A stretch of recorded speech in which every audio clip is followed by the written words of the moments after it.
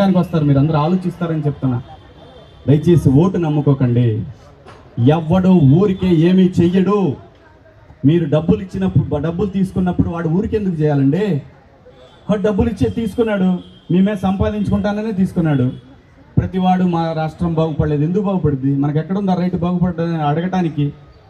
ఏ ప్రభుత్వాన్ని అడిగే రైట్ మనకు లేదు, ఎందుకంటే డబ్బులు తీసుకుంటున్నారు. వాళ్ళు సంపాదించుకోవడానికి టెండర్ వేసుకున్నారు, గెలిపించాం, వాడు సంపాదించుకుంటారు. రోడ్లు లేదు, కరెంట్ లేదు, నీళ్లు లేవు, ఎందుకుంటాయి? వాడి వ్యాపారం వాడు చేసుకుంటాడు. ఈ ఇంగిత జ్ఞానం తెలిసి కూడా తప్పులు చేస్తున్నారు చూసారా? మనల్ని ఎవ్వరు బాగు చేయలేడు, తెలుగు వాళ్ళని ఎవ్వడు బాగు చేయలేడు. ఖచ్చితంగా చెప్తున్నా, ఎవడు బాగు చేయలేడు. వాడు ఎవడన్నా కానీ చొక్కా పట్టుకునే పరిస్థితి రావాలా రాజకీయ నాయకుడిని. సేవ చేయనప్పుడు సేవ చేసినట్టు పూజిద్దాం, వాడి కాళ్ళ మీద రోజు పాదపూజ చేద్దాం. అని దయచేసి డబ్బులు తీసుకోకండి రా బాబు, డబ్బులు తీసుకోకండి రా బాబు. ఇదొక్కటే నేను అడిగేది ప్రజల్ని. డబ్బులు